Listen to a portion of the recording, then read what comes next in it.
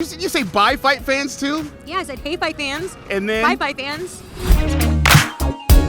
Radio Rahim here, bleaching my veins, getting rid of this Rona.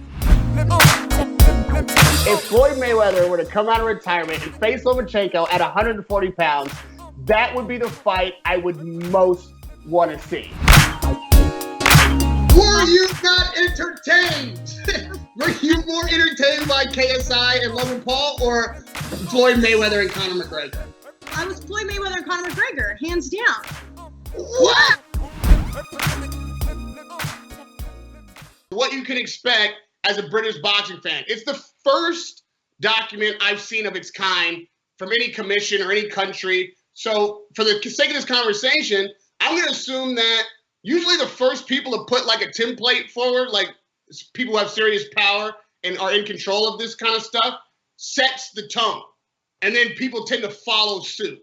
So if America follows suit, if the rest of the world follows suit, that this could be what boxing looks like now. Yeah, for a while at least. Right. So Can I list? definitely, I believe is the word they've used. Go ahead. Can I list off who should not attend before we start? Well, yeah, that's exactly what I want to do. Yeah, go for it.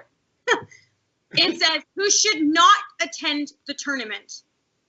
People 70 years or older, regardless of medical conditions. People with chronic lung disease. Sorry. What? There goes Foreman. I'm just saying. What's next? People with chronic lung disease or moderate to severe asthma. People with serious heart conditions. There goes Evander Holyfield. People who are immune compromised. People with chronic neurological conditions. People who are seriously overweight. Did you hear this one? People who are seriously overweight. What's the cap? So Andy Ruiz can't go either? It's clearly saying that a lot of people should not attend. People with diabetes, people with chronic kidney disease or undergoing dialysis, people with liver disease, those who are pregnant. So no new champion's wife. Basically. Or, God forbid, any female correspondent get pregnant and can't go to work. Those who are currently self-isolating as a result of the household member being COVID, that's pretty standard. Like, any person who has tested positive for COVID within the previous 14 days, standard. Any person returning from abroad within the last 14 days or an overseas boxer, which means that if you and I would have to choose, if we got invited back, we would have to choose between events if they were overseas, because then we would be required to only attend one every 14 days if it was international. Well, I think, at least my reading of that would be we'd have to go over 14 days early, which is really... What if they were back-to-back is my point. But once we're there, we've been there for, right? Like, once you're in the country for the 14 days. But Michelle, think of it this way. Unless we were in Saudi Arabia, and the following week there was an event in the UK. Yeah, but then then how can Matchroom have a fight in Saudi Arabia and then the UK the next week? With all due respect, I like the idea that we're moving forward, at least hosting events, okay? But when we continue to read down, a lot of it doesn't make sense. So I'm like, wait a minute. How are we supposed to do that? How are somebody supposed to quarantine 48 hours prior to the event? How does the weigh-in work? Are they going to push the press conference a few days earlier? Sure, I'm sure that's fine. But how would a weigh-in work? The weigh-in has to take place the day before. How does a lot of this work for promoters or management and the fighters if the requirement is that you have to quarantine 48 hours prior to fight night? Right, and then think of this, because this did happen in the UFC who has a fight tonight. I'm kind of interested to see how that plays out. They're having a fight in Florida. I'm just curious how the logistics are going to work. But one fighter tested positive at the weigh-in or after the weigh-in. So what do? Trace back everybody he came in contact with at the weigh-in? If one of those people then contracted from him or test positive now, do you one domino, one monkey can stop the show? These are kind of impossible restrictions on the one hand. And yes, I'm happy to see some kind of movement towards getting boxing back, but I want boxing back.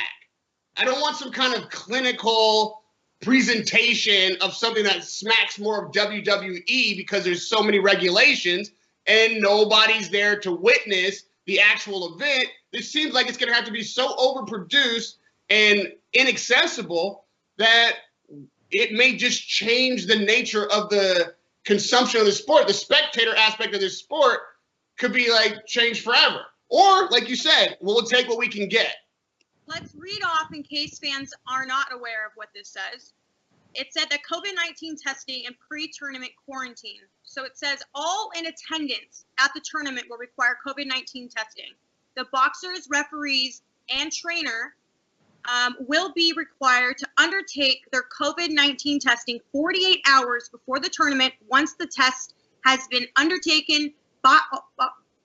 Once the test has been undertaken, all boxers, referees, and trainers will be required to self-isolate in a hotel and await the test result. Now, this is 48 hours prior. I'm so confused how this is going to happen. It said that the BBBFC must be informed of all test results a minimum of 24 hours before the tournament. Well, how is that? Now we're down to 72 hours. That's and exactly. Also, that makes sense. Also, does that mean health provision is the responsibility of the promoter? Yeah, so it's supposed to pay for everyone's hotel room. Well, we're really screwed. We're not going to these events. Right. No one pay for us to attend. Oh, I guarantee you they will put that cost on us. But then the thing is, if they do that and leave it up to us, how can they then be responsible for our behavior unless they're monitoring it? And this is all, what is this all on the honor system? Not like everybody in boxing isn't honorable, but are we saying that the fighter now cannot engage his own trainer for 48 hours before the fight and up into maybe even through the weigh-in? How does that work? If it's a 24-hour notice before the event, well, okay, then that makes room for the weigh-in. But then now we're pushing it back to a Wednesday before the fight, meaning that while the most crucial days on which the fighter is supposed to be getting down to his weight, and we all know how difficult it is for a lot of fighters to make that weight, the 2 days prior, they can't be in contact with their trainer or anyone else. They can't go anywhere. They have to sit around for 48 hours in an isolated space by themselves and then do the weigh-in? What fighter's going to be able to do that? I don't know. And it even says COVID-19 screening on arrival at venue. So this is fight night. Upon arrival at the venue and prior to entering the arena, all attendees will have their temperature taken and pre-tournament medical questionnaire reviewed. All attendees must bring a copy of their COVID-19 test results to the venue. If any irregularities are identified, the individual will not be permitted to enter the arena. Yeah, I mean, okay. From the boxers win-in corners. Oh, yeah, no spitting. Remember that? Well, we're done. That's it. I don't know a single fighter that's going to be able to manage that. Okay, look, the longer I go down this, the more questions I have. So clearly, whoever, when they wrote this, I'm sure there's going to be a lot of contradictions, and they're going to have to address them as they come, as it happens. Because clearly, how this is written out is impossible. Yeah. It is. It just is. When we're looking at how we normally structure a media week, right? So according to the normal structure, it looks impossible. So I'm curious to know how they're going to make everything work. But another question begs, when you look at the people who are allowed to attend, it says, so there'll be no ring girls allowed in the ring. I'm out. Does that mean there's no girls? Because there'll just be girls hanging ringside? So what does that mean? Yeah, no ring girls, no pregnant girls. Yeah. Yeah, that's pretty much all there is. The master of ceremony is not permitted in the ring. No camera people in the corners of the ring, and TV interviews are to take place in agreed destination areas or designated areas. It says TV commentary area must have space enough for social distancing. The only persons allowed in the ring prior to and after the contest are the boxers, one trainer, referee, and a medical officer. They have to be sitting 2 meters apart. Officials are 2 meters apart at ringside, and ringside working tables 2 meters apart. Now, according to when we've been reading down this, just to let people know, media is not included in on this list. So here's the thing. I don't do this for a hobby. You don't do this for a hobby. The United States of America currently is only giving very limited resources to help us make ends meet, if any. Okay? I depend on attending events to survive. Like, we cannot be excluded. Like, there has to be an option to continue to have our businesses go. Otherwise, I don't have a contract with somebody who's paying my bills. The longer this goes, who else are we going to see collapse under this? Because we can't continue to survive off of just these videos. It's not possible. It's like there has to be some way of getting people to return to work. This isn't a hobby or I just enjoy being there. Like, this is literally livelihood at risk here. And if that means I have to go take tests, do what I got to do, so be it. But to not even see that there's an option for media to attend scared the hell out of me. It made me think, like, do they realize, like, I don't have a job at all if I don't attend these events? You don't have a job. Like, we all don't have jobs. At least a good few of us actually do this for a living. We don't just show up and then do an interview and we have a day job. That's not the way this works. So I'm really personally concerned for like how long this is going to go on for. You don't have to think about necessarily the plight of the media individual. As a fan, you have a right to have the fight represented to you through objective eyes. Like, that's the job of the press, right? To ask questions when things are questionable and to deliver a first-hand account of what's taken place. So I don't expect to get a lot of sympathy from the inner workings of boxing politics for the press if they can control it. The issue isn't us. The issue is the fans' access to not having their view of what's taking place controlled and delivered to them as spoon-fed.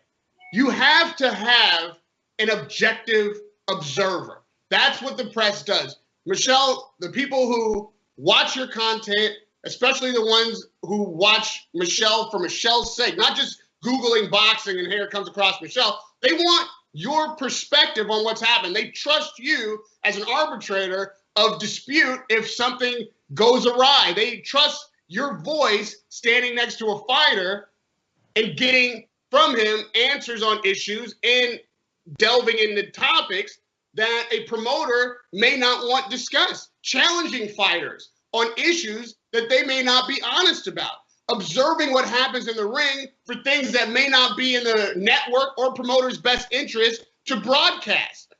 When there have been dozens, if not over the annals of history, thousands of times when something's happened at a fight that the press had to expose. And also multiple times, thousands of times when moments happen at a fight that the fans would have never been exposed to if the press weren't there with cameras and questions. You can't produce a fight like this or a sport like this, combat sports, mind you, in a vacuum where the network and the promoter have complete control over the message and the optics and the account of what's taken place. Simply put, there's a free and fair press for a reason. It's because things need to be objectively viewed, and the fans have a right to know exactly what's going on from multiple perspectives. Not just like, again, a produced television show like WWE or something that you're being spoon-fed and only seeing what those who have conflicting interests want you to see. It's about the fans' freedom, not ours, but our duty is to deliver that freedom, that objective view, that challenging of the company line and the fighters themselves to the audience. And if the press isn't there to do that, I guarantee you it won't be done. No promoter has that in their interest, and no network wants to show you anything but what benefits the network and sells the next fight.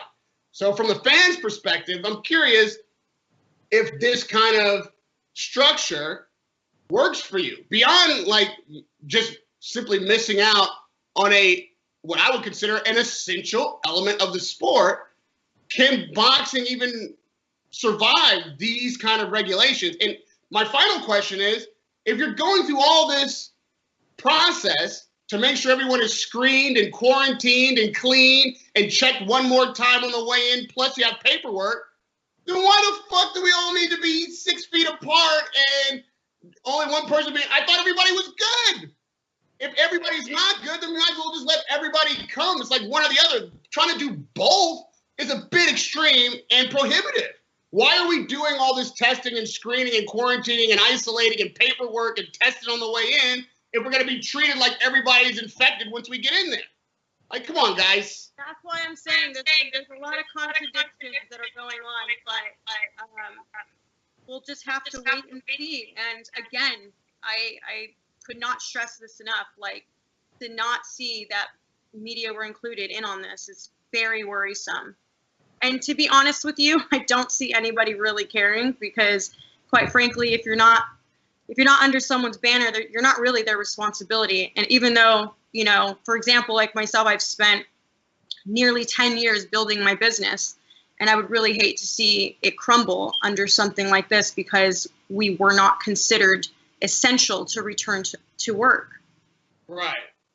So again, like we're very interested in the fans' opinions, and if you have questions, we've got questions, but we might have some answers. We may know a little bit more than you, but to be honest, along these lines, we're just reading you what we've been sent, and we probably know more than you, but believe me, we have our share of questions too. We'd like to hear yours. If things pursue this way, I can't wait to find out how this UFC thing turns out in Florida tonight, but we might end up in just a laundry list of circus type of fights and atmospheres, hybrids. I mean, look, we talked about even fighters. the UFC has press there. So I'm just, like I said, I'm a little confused as to why I'm reading based on what I'm reading. Who knows? It could be revised, totally. But It's what going to have to be revised to make it workable. Yeah, to what we've been given does not indicate media. So I'm curious, like, if the UFC is capable of doing this right now and still running a show successfully, then why can't boxing follow suit? Yeah, well, I mean, listen, right now, things have gotten so crazy with these fighters coming out of retirement, boxing putting, at least in England, putting this kind of really what I consider a prohibitive standard of protocol in front of us. And the UFC out in Florida so far, almost so good. I'm not glad that anyone has virus, of course. This is not what that's about. But as a test case, since someone unfortunately does have it and did participate in the buildup and the event immediately prior to the actual fight night, and then the system worked and was discovered. I'm curious to see how that then affects the event, what the protocol is going forward. I mean, you have to credit the UFC with getting out front and taking a risk and doing the thing. And now they've got a case that's been exposed, and see if they can continue on, and if this show actually happens ultimately, and in what way. Because more so than like a document that seems a bit extreme, we should follow a model that works. And the UFC has gone out there and tried to create a model that might work. And I'm interested to see if it does. Whether or not the next fight we see might be Oscar De La Hoya in a cage against Conor McGregor, or Conor McGregor in a ring against Oscar De La Hoya, are the kind of prospects that we might have to look at if boxing doesn't get its shit together. Right? Can you imagine? UFC promoters might end up taking over boxing because they figured it out, and we're looking at like a laundry list of prohibitive protocols.